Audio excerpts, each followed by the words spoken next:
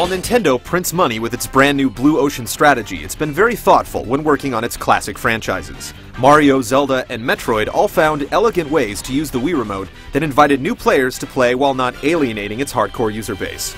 The latest litmus test is Mario Kart for the Wii. It's always been an accessible series with hidden depth, but how far will Nintendo go to make sure soccer moms and grannies can enjoy it?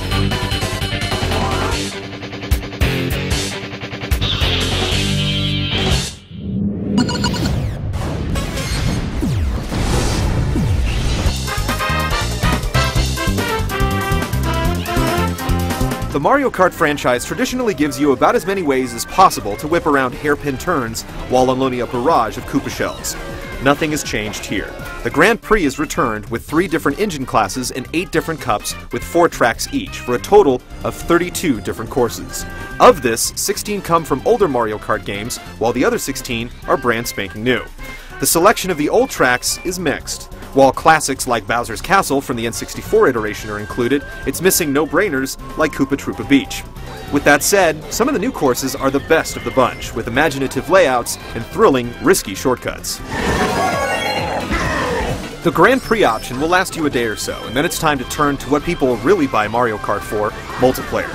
You can play 4-player split-screen on one system in races or battles. Versus Racing allows you to set up your own impromptu Grand Prix events where you choose the 4 courses and point totals accumulate.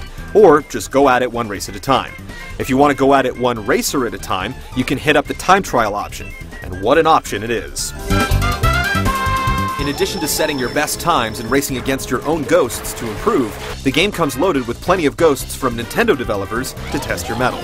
Once you've worked your way through those, you can jump online to upload your best times or download ghosts from friends.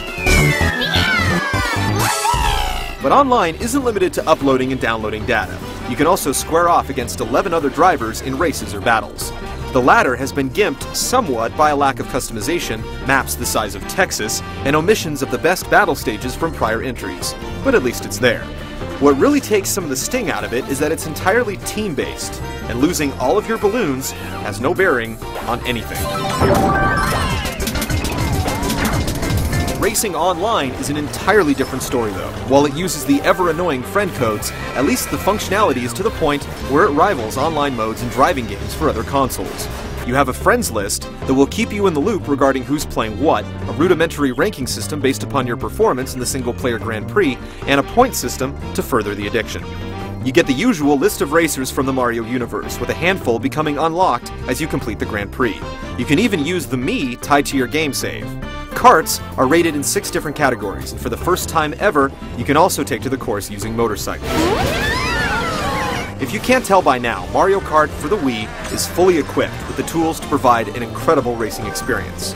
But all the options in the world mean nothing if the gameplay can't hold up its end of the bargain.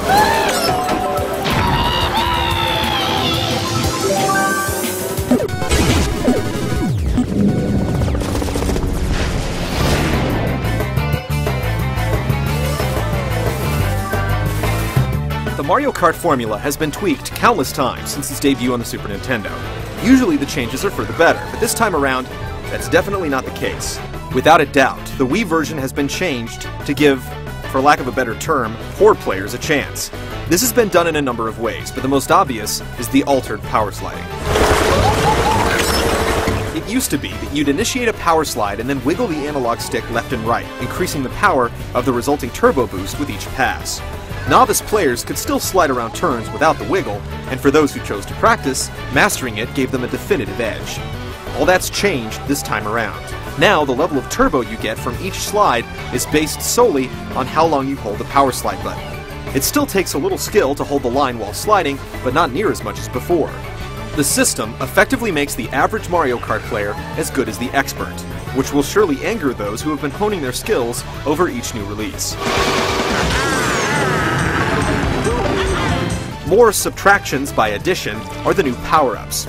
It used to be that you'd have just the lightning to affect all the other drivers on the course, but now you have the POW block, the new lightning storm, and the squid that will affect every other racer on the track as well.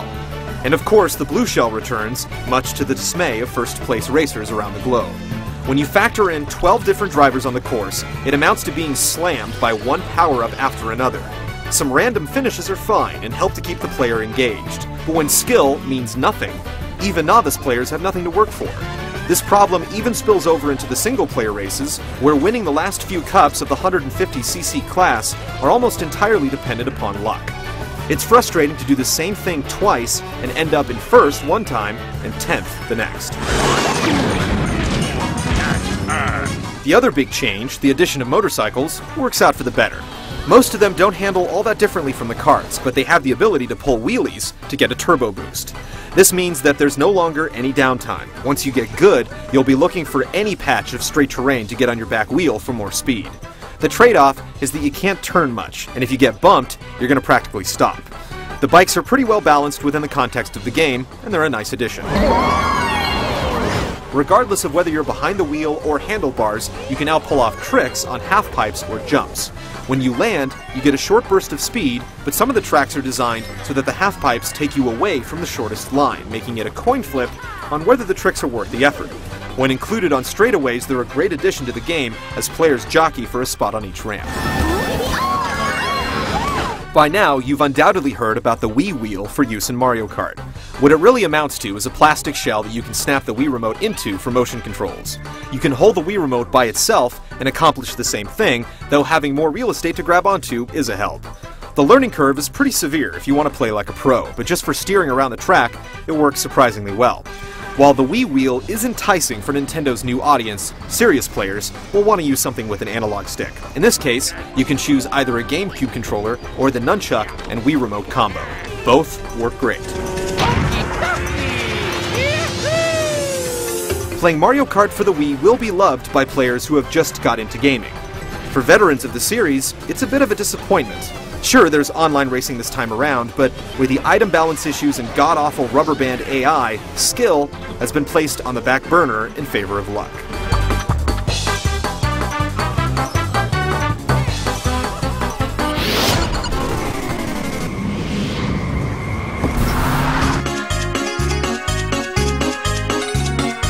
Mario Kart has rarely been on the cutting edge of technological achievement, and that's certainly not changed here. Granted, the Mario universe is comprised of simple shapes and colors, but it's hard to see any improvement on what was done with the GameCube version and this. Some of the retro tracks have received noticeable improvements, but others look basically the same. The new tracks are certainly the visual highlight, with a lot more geometry and effects in each frame. Animation for the tricks is another bright spot, and the game runs smoothly at all times, but overall, Mario Kart for the Wii has a simple, washed-out look. Super Smash Bros. Brawl and Super Mario Galaxy both have incredible soundtracks, but there's nothing that really stands out in Mario Kart. The voice samples for the characters can grate on the nerves, especially on tracks with lots of jumps.